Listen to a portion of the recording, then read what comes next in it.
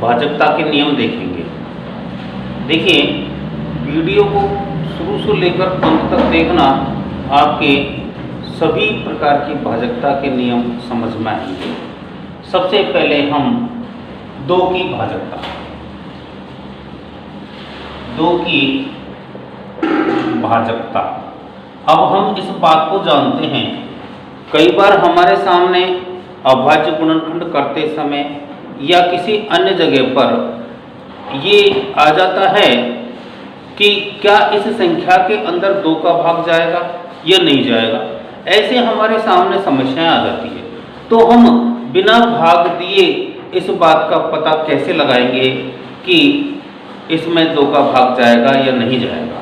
तो यहाँ हम क्या करेंगे, इस बात को ध्यान में रखना। सबसे पहले हम 2 की भाजकता देखने के लिए कि 2 का भाग जाएगा या नहीं जाएगा, इसके लिए संख्या का इकाई अंक।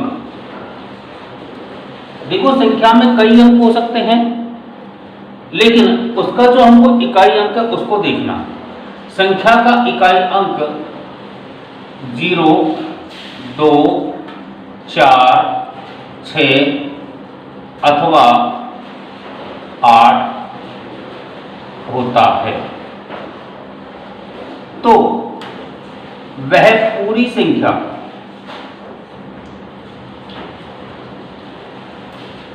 दो से विभाजित होती है। अब हम देखेंगे कि क्या इन संख्याओं में ऐसी संख्याएं हैं जिनमें 2 का भाग जाता है या नहीं जाता। तो हमें क्या करना है, जैसे देखो, मान लीजिए हमारे पास में 2, 5, 4, 6 एक संख्या है। हम बिना भाग दिए और ये जानकारी करें क्या इसके अंदर 2 का भाग जा सकता है। देखिए, यहां इकाई अंक क्या है, 6। हमारे नियम के अनुसार से 6 अगर इकाई अंक होता है तो भाग चला जाता है। तो इसका मतलब है कि इस संख्या में 2 का पूरा भाग चला जाएगा। हम इसमें देख करके देख सकते हैं। दूसरा एक उदाहरण देखिएगा। मान लीजिए 5, 4, 2, 1। यहां पर एक संख्या हमारे पास में है। अब इस संख्या का इकाई अंक कितना है, 1। तो इसका मतलब है कि 1 जब यदि होता है इकाई का अंक, तो वहां 2 का पूरा भाग नहीं जाएगा। तो ये तो हो गई विभाजित, और ये हो गई अविभाजित, अर्थात इसमें भाग नहीं जा सकता। और देखिएगा 2, 6, 4, 5। अब आप देखेंगे और अपने आप में समझेंगे क्या ये 2 से विभाजित है। समझे, देखें अपने नियम के अनुसार से। हम देख रहे हैं, अगर हम इसको देखते हैं कि अन्य जो संख्याएं हैं वो सब में तो 2 का भाग चला जाता है, लेकिन मुख्य अंक हमें किसको देखना है, इकाई के अंक को। और इकाई का अंक कितना है, 5। तो इसका मतलब है कि 5 में 2 का पूरा भाग नहीं जाता है। तो इस पूरी संख्या में 2 का पूरा भाग नहीं जाएगा। तो कौन सी संख्या हो गई ये, अविभाजित। और देखिएगा एक उदाहरण और देखेंगे हमारे पास में 3, 5, 7, 4। अब यहां हम देख रहे हैं, जैसे यहां देखा था 2, 6, 4 इनका चला जाता है, लेकिन इकाई का अंक हमारे पास 5 था इसलिए नहीं गया। यहां पर देखिएगा ये पूरी संख्या है 3, 2, 3, 5, 7 इनमें तो नहीं जाता, लेकिन इकाई का अंक हमें महत्वपूर्ण है हमारे लिए। 2 की भाजकता में इकाई का अंक महत्वपूर्ण है। तो 2 कितना है, इकाई का अंक कितना है, 4।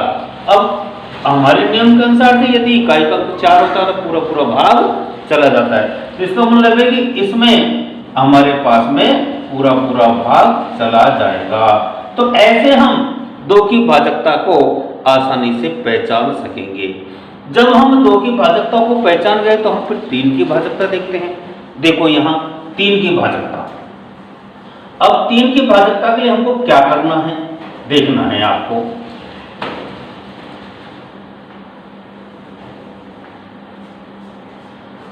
ध्यान रहे इन नियमों को हमारे लंबे समय तक काम में लेना है और ये काम में भी आते हैं।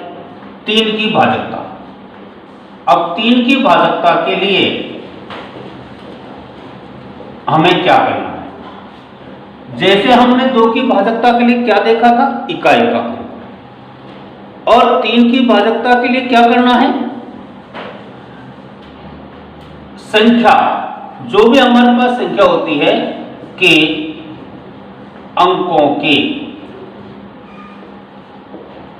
योग में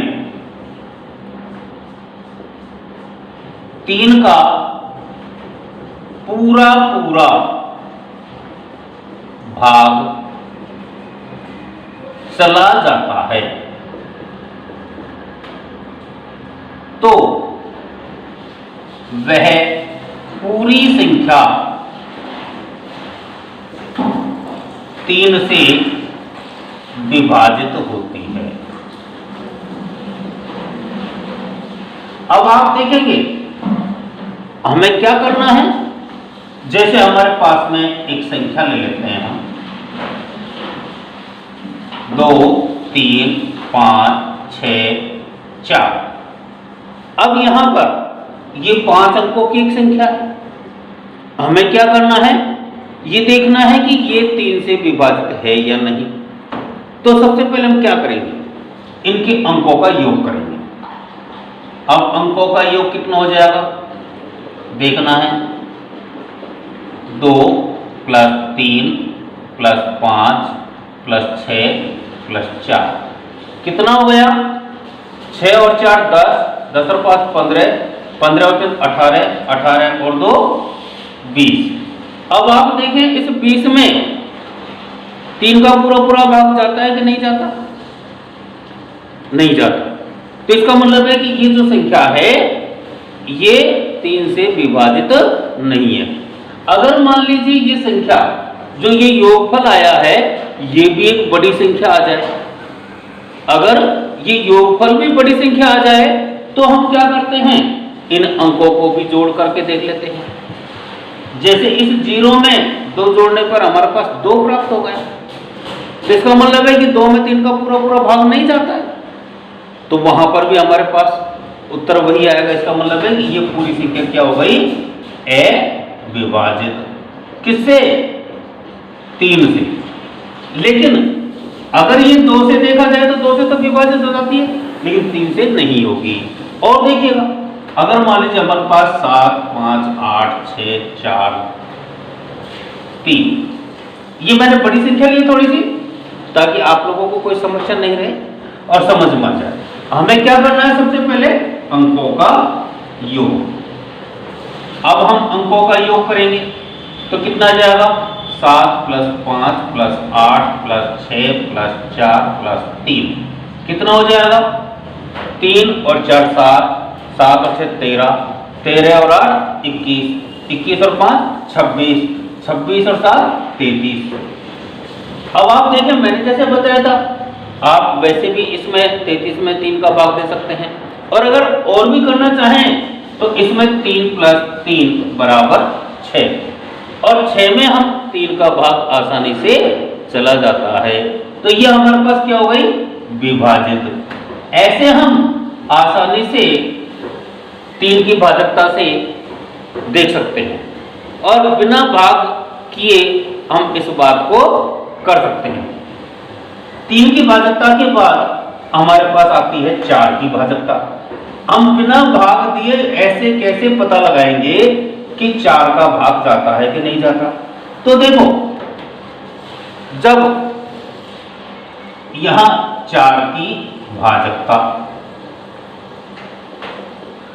अब 4 की भाजकता के लिए हम क्या करते हैं, हमने 2 में तो इकाई अंक लिया था, 2 की भाजकता के लिए तो इकाई अंक लिया था, लेकिन जब 4 की भाजकता आती है तो इकाई और दहाई, इकाई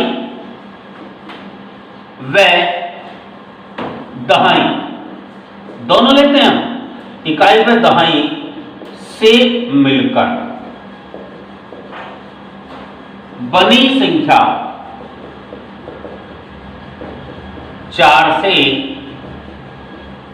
विभाजित है तो वह पूरी संख्या 4 से विभाजित होगी। देखो यहां हमारे पास 2 अंक लेते हैं हम, संख्या चाहे कितनी बड़ी हो लेकिन हमें देखना है इकाई और दहाई वाली। तो यहां मान लीजिए 5 4 2 6। अब इसमें इकाई और दहाई से मिलकर कौन सी संख्या बनी है? 26। तो इस 26 में 4 का पूरा पूरा भाग जा सकता है? नहीं जाएगा। तो इसका मतलब क्या हो जाएगी? ये अविभाजित। और 3 7 2 5 6। अब आप देखो इसमें इकाई और दहाई से कौन सी संख्या मिली है? 56। अब 56 में 4 का भाग जाता है क्या? पूरा पूरा जाता है। तो आप भाग देकर के देख सकते हैं ये पूरी संख्या हमारे पास क्या है? विभाजित। ऐसे हमें क्या करना है? संख्याओं को आसानी से देख सकते हैं। आप भाग प्रक्रिया आसानी से कर सकते हैं और अपने सवाल की पुष्टि कर सकते हैं। आप वीडियो को अंत तक देखना है, आपके सारे नियम समझ में आएंगे और बहुत अच्छी अच्छी वीडियो आपको देखने को और मिलेगी। देखो 4 के बाद हमारे पास आती है 5 की भाजकता। हमें 5 के लिए क्या करना पड़ेगा? बहुत सीधे सीधे नियम आपके सामने। देखिए 5 की भाजकता, देखो अब है 5 की भाजकता। आप ये जो मैं लिख रहा हूं नियम, इनको अपनी कॉपी में भी नोट करना है। अगर मान लो ऐसा लगता है आपको कि ये वीडियो स्पीड में चल रही है तो आप स्क्रीनशॉट ले लें और आराम से उसको लिख सकते हैं। और देखिएगा 5 की भाजकता के लिए हमको क्या करना है? हमने जैसे 2 की भाजकता के लिए इकाई का अंक देखा था वैसे ही हमको 5 की भाजकता के लिए देखना है। क्या देखना है? इकाई का अंक। यदि संख्या का इकाई अंक, यदि संख्या का इकाई अंक 0 या 5 होता है, समझना है। जब 2 की भाजकता ली थी तो उसमें क्या क्या था हमारे पास? 0 2 4 6 अथवा 8। लेकिन 5 की जब भाजकता आती है तो हमारे पास केवल 2 ही अंक होते हैं। इकाई का अंक 0 या 5 होता है तो वह पूरी संख्या 5 से विभाजित होती है। अब देखिए हमें इस बात का ध्यान रखना है कि इकाई का अंक ही इसमें देखना है। 4 की भाजकता में हमने इकाई और दहाई देखी थी, लेकिन इसमें इकाई का ही देखना है। जैसे अभी हमारे पास में 7 6 2 5। अब हमने केवल इकाई का अंक देखा, क्या है? 5। तो इसका मतलब है जब इकाई का अंक 5 होता है तो 5 का पूरा पूरा भाग चला जाता है। तो ये संख्या हमारे पास कौन सी हो जाएगी? विभाजित। अब देखो जब ये विभाजित हो गई और देखिएगा 6 2 8 4 3, बताओ ये विभाजित है या नहीं है? अपने आप में सोच करके अपन को उत्तर देना है। तो यहां इकाई का अंक क्या है? 3। तो क्या होगी ये? अविभाजित, क्योंकि यहां पर 0 या 5 नहीं है। तो ये कौन सी हो जाएगी? अविभाजित। अब हम बिना देखे आसानी से और भी समझ सकते हैं। 6 2 0 0 4, बताओ क्या होगी ये? यहां हम देख रहे हैं बीच में 0 0 है लेकिन इकाई का अंक 4 है, तो फिर क्या होनी चाहिए? ये अविभाजित। आ गया समझ में? और देखो 5 6 0 3 0। अब इसमें इकाई अंक क्या है हमारे पास? 0। तो क्या हो जाएंगे? विभाजित। ऐसे हम आसानी से इसको देख सकते हैं। और देखिएगा, अगर मान लीजिए, देखो अब हमारे पास आती है 6 की भाजकता। अब 6 का भाग कब कब जाता है? क्योंकि कई बार हमारे सामने ऐसी समस्या आती है कि 6 की भाजकता, 6 का भाग जाता कि नहीं जाता। तो वे संख्याएं जिनमें 2 व 3 का भाग जा सकता है, भाग जाता है, उस संख्या में 6 का भी भाग जाता है।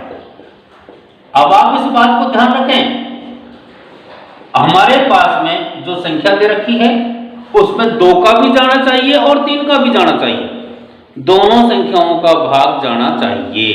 तो अगर दोनों संख्याओं का भाग चला जाता है तो वह संख्या 6 से विभाजित होती है। जैसे देखिएगा 4 2 5 4। अब यहां एक संख्या अपन ली। अब देखो इस संख्या का इकाई अंक क्या है? 4, तो 2 से विभाजित है। अब 3 के लिए क्या करेंगे? इनके अंकों को जोड़ेंगे। तो 4 और 5 9 और 2 11 और 4 15 और 15 3 से विभाजित है। तो इसका मतलब है कि ये 2 से भी विभाजित है और 3 से भी विभाजित है। तो जिसमें 2 और 3 दोनों का भाग चला जाता है वो 6 से भी विभाजित हो जाती है। तो ऐसे हमारे पास में हम आसानी से इनको देख सकते हैं। अब देखो 6 के हम नियम ज्ञात कर सकते हैं, नियम के अनुसार से उदाहरण भी ले सकते हैं। अब आप देखिएगा 9 की भाजकता। तो देखो 9 की भाजकता के लिए हमने जैसे 3 की भाजकता का प्रयोग किया था उसी प्रकार से हम 9 की भाजकता देखते हैं। तो 9 की भाजकता में क्या होगा? देखो यहां 9 की भाजकता में संख्या के अंकों के योग में, संख्या के अंकों के योग में 9 का भाग देने पर, अगर हम संख्या के अंकों के योग में 9 का भाग देते हैं और कोई शेषफल नहीं बचता है तो संख्या के अंकों के योग में 9 का भाग देने पर कोई शेषफल नहीं बचे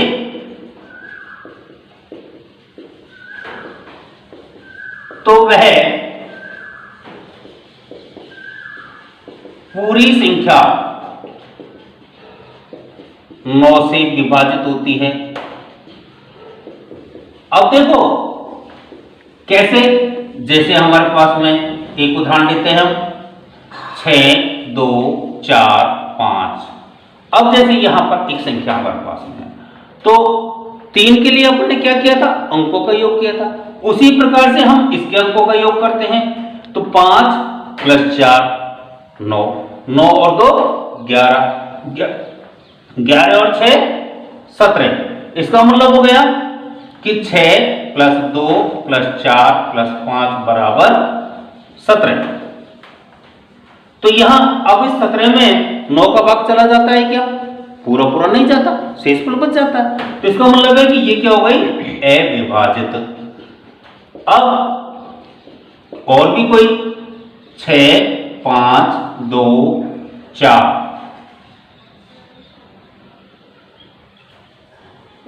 और 1। अब देखो यहां पर 6 और 5 11, 11 और 2 13, 13 और 4 17 और 1 18। तो 18 जब होता है तो उसमें 9 का भाग चला जाता है। तो इसका मतलब हो गई ये क्या हो जाएगी? विभाजक। अब जैसे हमने 9 की विभाजकता देखी है ऐसे ही हम 10 की भाजकता देख लें। देख लेते हैं 10 की भाजकता। अब 10 की भाजकता कब होती है हमारे पास? इसमें हमें केवल इकाई का अंक देखना है। संख्या का इकाई अंक 0 होना चाहिए। बस केवल एक ही चीज हमें देखनी है कि संख्या का जो इकाई अंक है वो 0 होना चाहिए। अगर 0 है तो उसमें 10 का पूरा पूरा भाग जाता है, और अगर 0 नहीं है तो 10 का भाग नहीं जाता है। जैसे हमारे पास में मान लीजिए 6 0 0 0 5। अब बताओ इसमें जा सकता है क्या? नहीं जाएगा, तो ये अविभाजित हो गई। और अगर मान लीजिए 7 6 2 5 0 ऐसी कोई संख्या है तो ये क्या हो गई? विभाजित। अब आप और भी ऐसे बहुत सारे उदाहरण आप अपने अनुसार से कर सकते हैं। आपको बहुत अच्छे अच्छे वीडियो देखने को मिलेंगे। हमारे चैनल से जुड़े रहें, सब्सक्राइब करें और बेल आइकन दबाएं। धन्यवाद।